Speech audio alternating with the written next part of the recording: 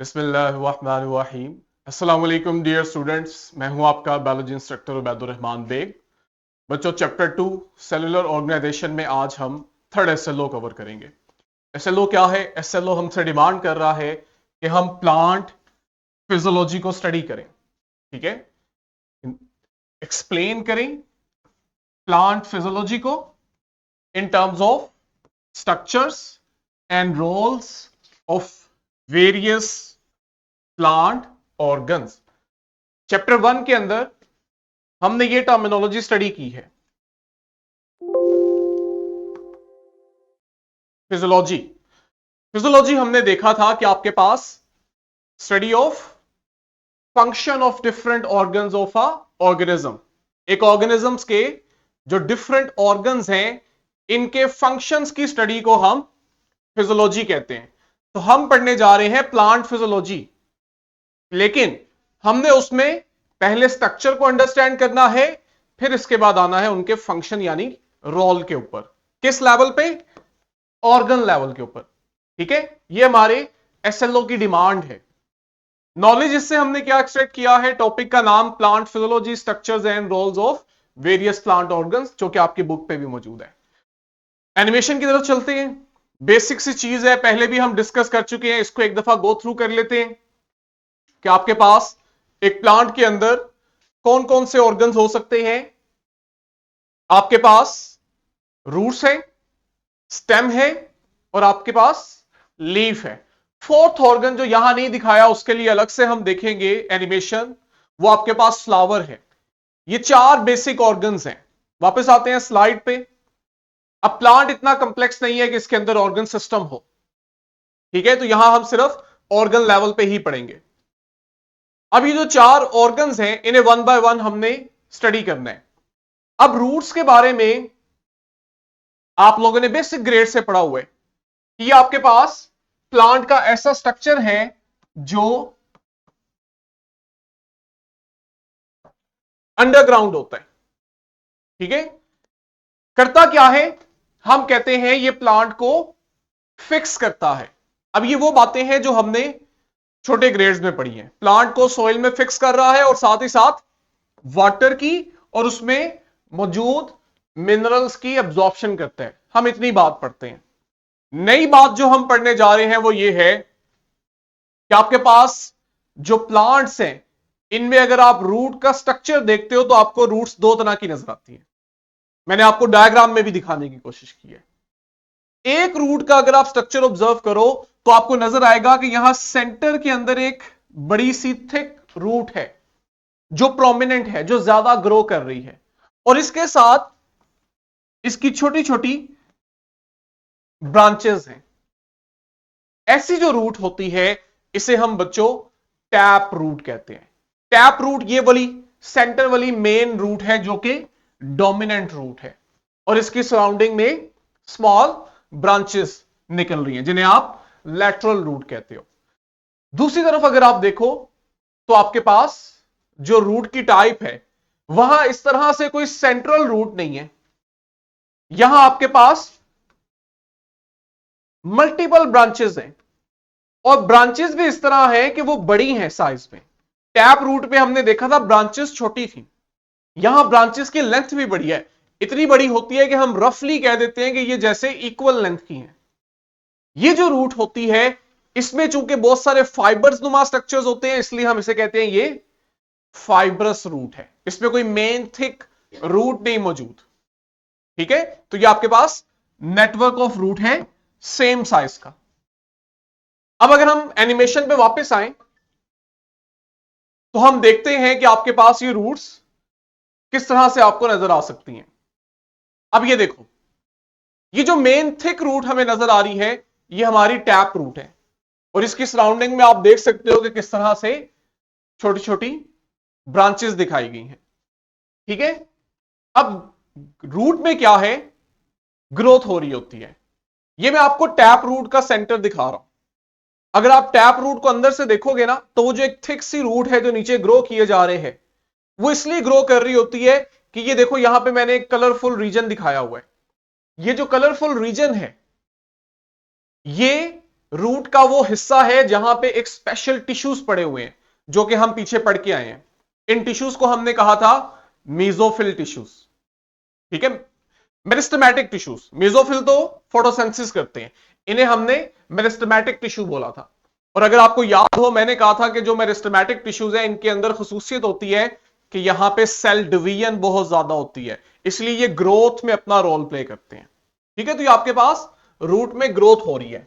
काम क्या है? काम हमें पता है कि रूट हमारे पास क्या कर रही है?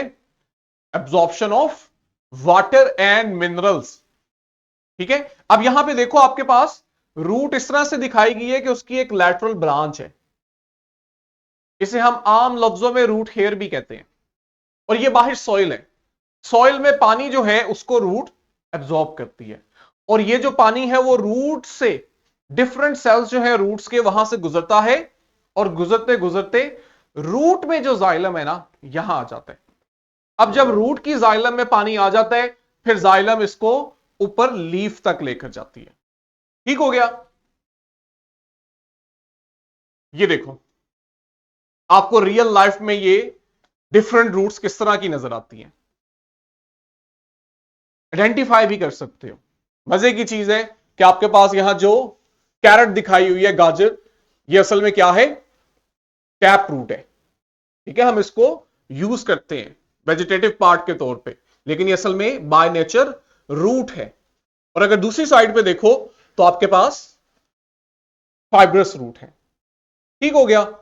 अब ये जो आपके पास स्पेशल स्ट्रक्चर नजर आ रहा है, जिसको आप रूट कह रहे हो लेकिन आप इसको फूड के तौर पे भी यूज करते हो, अगर हम स्लाइड पे वापस आए तो आप लोग देखोगे कि ये जो फाइब्रस स्ट्रक्चर और दूसरा इसके साथ स्लाइड पे टैप रूट है। कुछ प्लांट्स में हम देखते हैं कि हमारे पास रूट में फूड स्टोर हो रहा होता है। ठीक है, हर रूट में होता है, लेकिन कुछ प्लांट्स में आप देखते हो कि ये जो रूट है इसमें फूड ज्यादा एब्जॉर्ब होता है, जिस वजह से आप देखते हो कि आप उस स्पेशल रूट को फूड के तौर पे भी यूटिलाइज करते हो।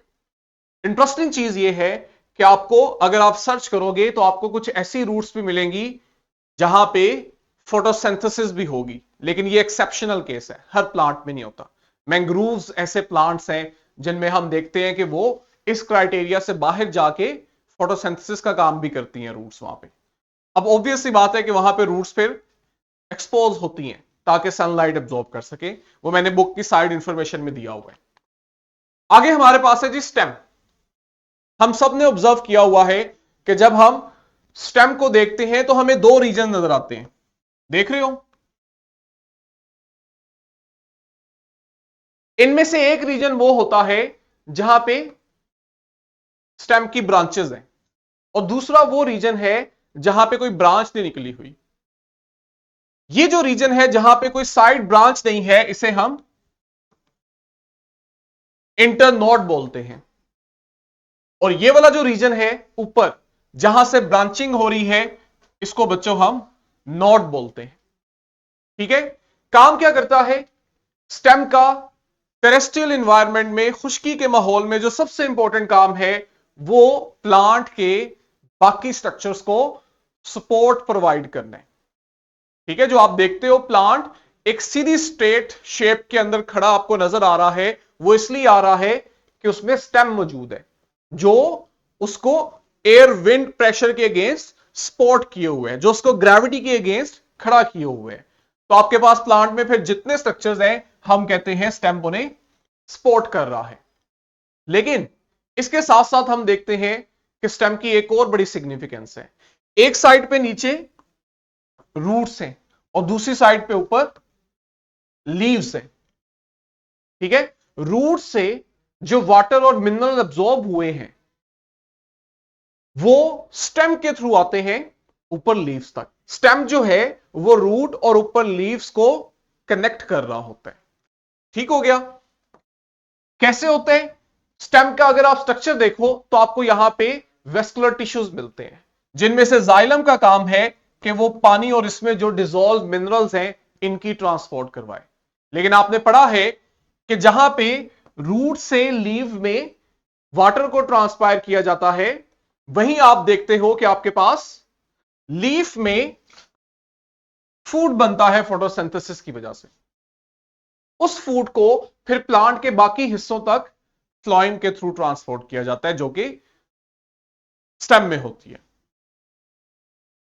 नेक्स्ट इसका role, some time some cases में हम देखते हैं कि स्टेम जो है ये स्टोरेज ऑर्गन के तौर पे भी एक्ट करते हैं। उस केस में जो स्टेम है वो फिर रवायती स्टेम से थोड़ा डिफरेंट होता है दिखने में भी, और उसका हम नाम भी डिफरेंट रखते हैं। जैसे आपके पास ट्यूबर और बल्ब है। अब ट्यूबर और बल्ब जो है ये आपके पास स्पेशल मॉडिफाइड स्टेम्स हैं। ये ऐसे स्टेम्स हैं जिनमें प्लांट अपना फूड स्टोर कर रहा होता है, ताकि इमरजेंसी सिचुएशन में अगर उसे अपनी सराउंडिंग से फूड ना मिल पाए किसी वजह से, तो वह स्टोर फूड को इस्तेमाल में ला सके। ठीक है, ट्यूबर की एग्जांपल बच्चों आपके पास आती है पोटैटो की। ठीक है, पोटैटो आपके पास स्टेम की मॉडिफाइड फॉर्म है और हम उसे फूड के तौर पे यूज भी करते हैं क्योंकि उसमें फूड स्टोर होता है।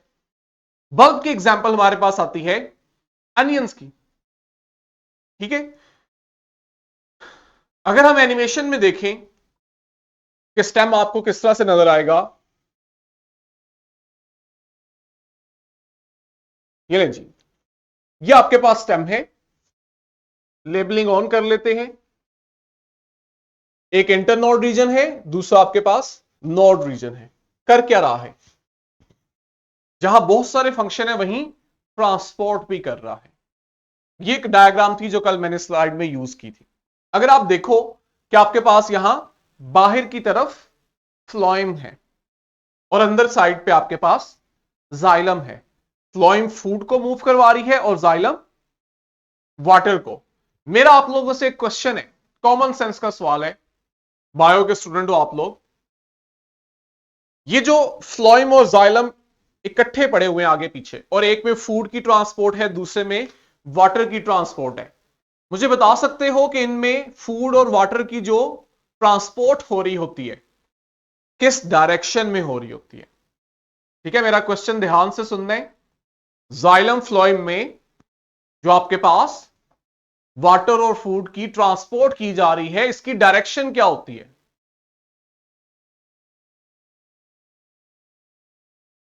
हाँ जी इनफाल, अनीक टाइप करो।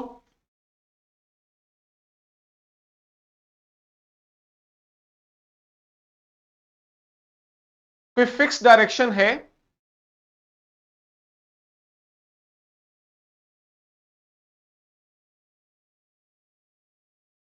अभी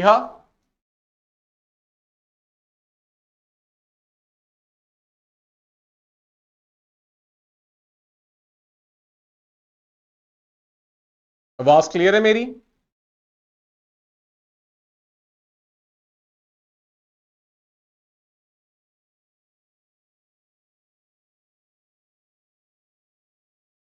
जो एनिमेशन चल रही है इसको जरा फोकस करो।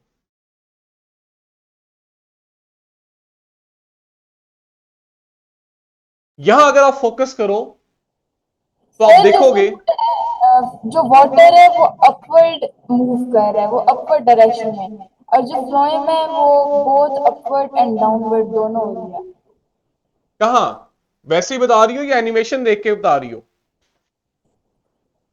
सर इससे भी बता रही हूँ और मुझे थोड़ा बहुत पता भी था। तो यहां तो मेरे पास जो फ्लोइम है वो तो दोनों डायरेक्शन में नहीं हो रही, वो तो एक ही डायरेक्शन में हो रही है। बट सर वही मैंने पढ़ा था कि वो दोनों में होती है, अपवर्ड और डाउनवर्ड। ऐसा क्यों होता है ये पता है?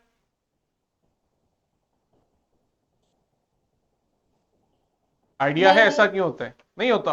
नहीं पता?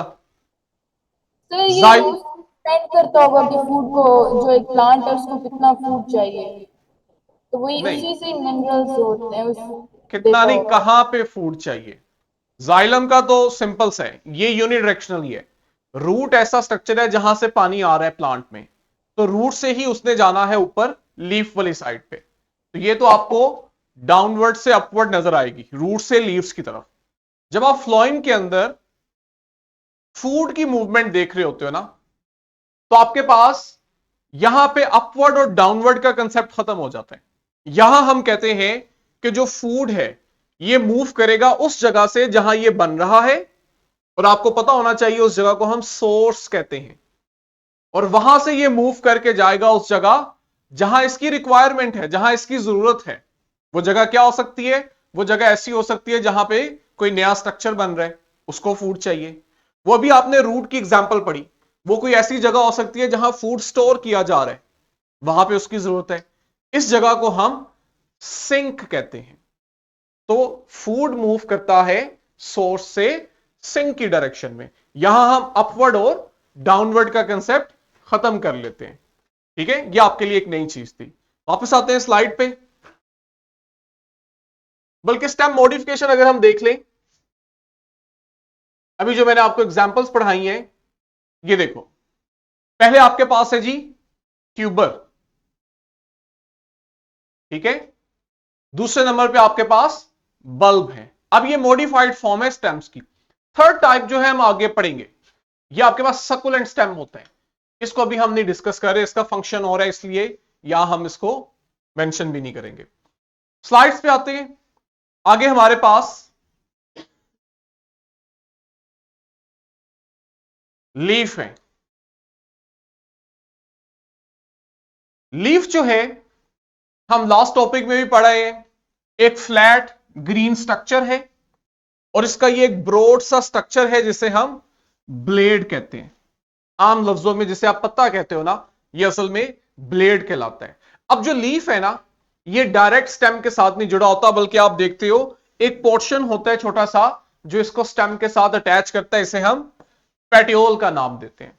और काम हम सबको पता है, मीजोफिल टिश्यूज है इसके पास, तो यहां पे फोटोसिंथेसिस होगी। आपके पास स्टोमेटा है, तो आपका गैसेस एक्सचेंज में भी लीफ काम करेगा, और यही स्टोमेटा की मदद से आप देखोगे ट्रांसपायरेशन भी होगी। ये कोई नई चीज नहीं है, ये हम कल देख कर आए हैं। ठीक है, फ्लावर पे फोकस करते हैं, ये इंपॉर्टेंट है हमारे लिए।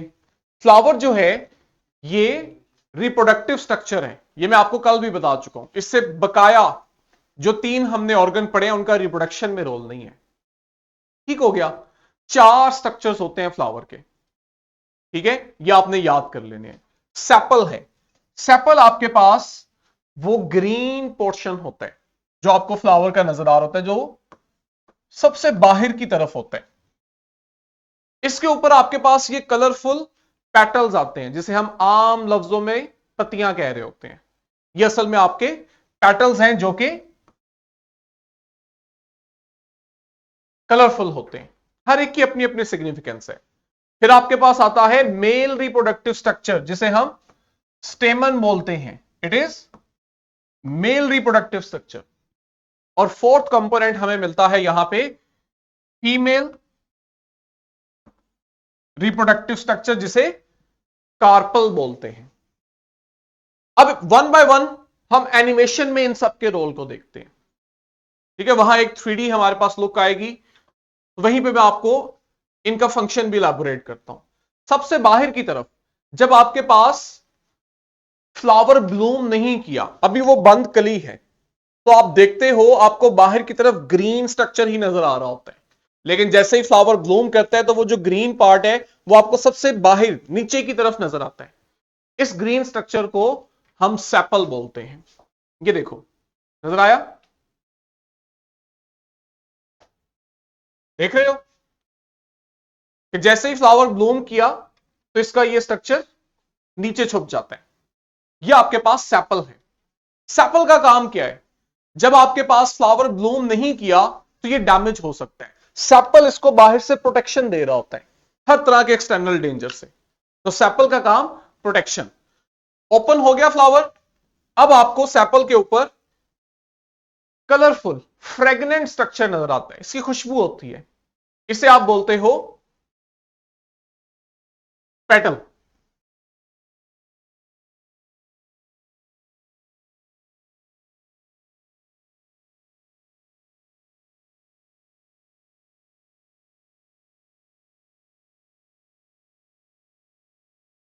अब इसका काम क्या है? इसमें जो कलर और फ्रेगनेंस ऐड किया गया है ना, उसकी वजह से ये पॉलिनेटर्स को अट्रैक्ट करते हैं। पॉलिनेटर समझते हो? पॉलिनेटर आपके पास वो एनिमल्स और इंसेक्ट्स होते हैं जो फ्लावर की तरफ अट्रैक्ट होते हैं इनके कलर और फ्रेग्रेंस की वजह से। अब होता यह है कि वो जो इंसेक्ट है जब वो फ्लावर के पास आता है ना, तो फ्लावर का जो मेल रिप्रोडक्टिव सेल है, मेल गैमीट सेल, स्पर्म, वो इंसेक्ट की बॉडी पे ट्रांसफर हो जाता है। क्यों? क्योंकि ये माइक्रोस्कोपिक स्ट्रक्चर है, बहुत छोटा स्ट्रक्चर होता है। अब जैसे ही इंसेक्ट एक फ्लावर से दूसरे फ्लावर तक जाता है, तो अब वो अपनी बॉडी पे मेल गैमीट्स को भी लेके जा रहा है। जिस फ्लावर पे वो बैठा था वहां से जो माइक्रोस्कोपिक मेल गैमीट्स हैं वो इंसेक्ट की बॉडी पे ट्रांसफर हो जाते हैं। जैसे ही insect flower to flower move करता है, वो मेल गैमीट्स भी एक फ्लावर से दूसरे फ्लावर में जाते हैं और वहां जाके कुछ ना कुछ मेल गैमीट्स ड्रॉप कर जाते हैं।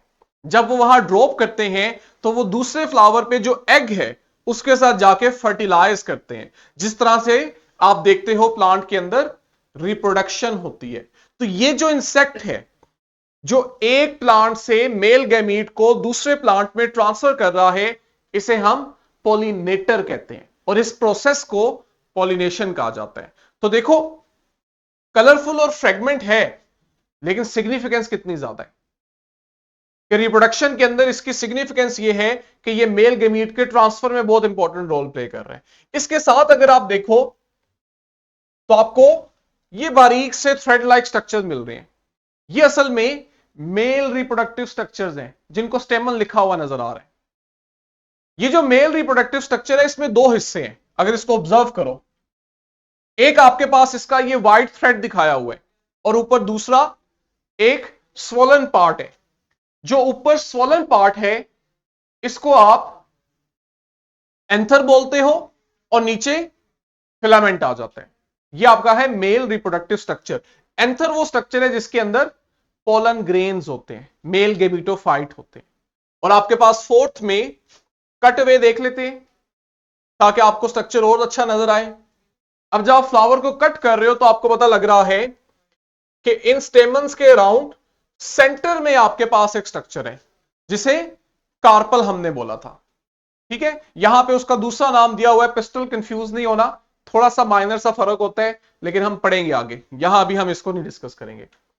ये जो कार्पल है ये फीमेल रिप्रोडक्टिव स्ट्रक्चर है। ठीक है, इसके तीन हिस्से हैं। स्टिग्मा जो ऊपर स्वोलन पार्ट है, स्टाइल है, और ये देखो ये जो नीचे आपके पास एक बड़ा सा स्ट्रक्चर नजर आ रहा है ये इसकी ओवरी होती है। यहां पे एग पड़ा होता है। तो जब इंसेक्ट एक फ्लावर से दूसरे फ्लावर में ट्रांसफर होता है ना, तो वो असल में मेल गैमीट को यहां ड्रॉप करते हैं। वो जो मेल गैमीट है वो यहां से मूव करता करता आता है और ओवरी में मौजूद एग के साथ फर्टिलाइज करता है। ठीक हो गया? तो ये जो आपके पास चार स्ट्रक्चर्स हैं, अगर हम स्लाइड पे वापस आए, इनकी अपनी अपनी सिग्निफिकेंस है। एक प्रोटेक्शन देगा, दूसरा पॉलिनेशन में हेल्प करेगा, मेल गैमीट्स के ट्रांसफर में हेल्प करेगा ताकि रिप्रोडक्शन हो, और बाकी के दो जो हैं वो डायरेक्टली रिप्रोडक्शन में इन्वॉल्व है कि उनमें एक जो है वो मेल रिप्रोडक्टिव स्ट्रक्चर है और दूसरा फीमेल रिप्रोडक्टिव स्ट्रक्चर है। काम उसी लिहाज से कि एक पॉलिनेशन और दूसरा रिप्रोडक्शन।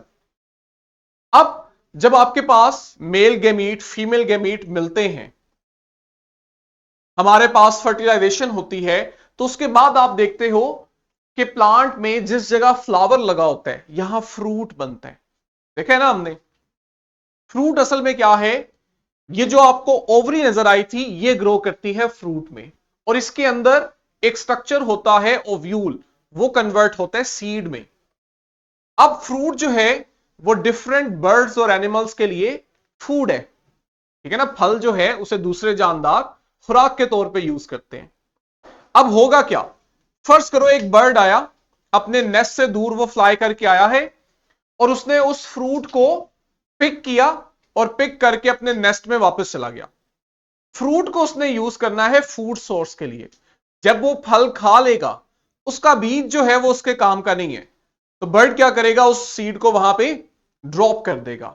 वो सीड जब वहां ड्रॉप करेगा, जैसे ही उसे वहां सूटेबल इंवायरमेंट मिलेगा, टेम्परेचर सही मिलेगा, जितना वाटर उसे चाहिए वो मिलेगा, वो सीड वहां पे ग्रो करके एक नया प्लांट बना देगा। तो देखो किस तरह से जो फ्रूट फॉर्मेशन हुई उसने सीड को डिस्पर्स किया और सीड डिस्पर्स होने से प्लांट की ग्रोथ में इजाफा हुआ। ये सारा प्रोसेस तब हुआ जब आपके पास एक फ्लावर से मेल गेमीट दूसरे फ्लावर में ट्रांसफर हुआ था और यह काम किया था किसी ना किसी इंसेक्ट ने, पॉलिनेटर ने।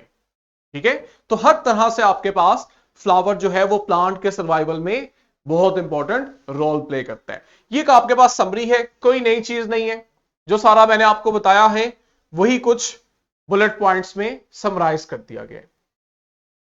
आज का हमारा जो एसएलओ है, अगर हम उसे दोबारा देखें, हमारी डिमांड ये थी कि प्लांट की फिजियोलॉजी को हमने समझना है किस लेवल पे, ऑर्गन लेवल पे, और हमने इन ऑर्गन्स के स्ट्रक्चर्स को पढ़ना है और इनके रोल्स को पढ़ना है।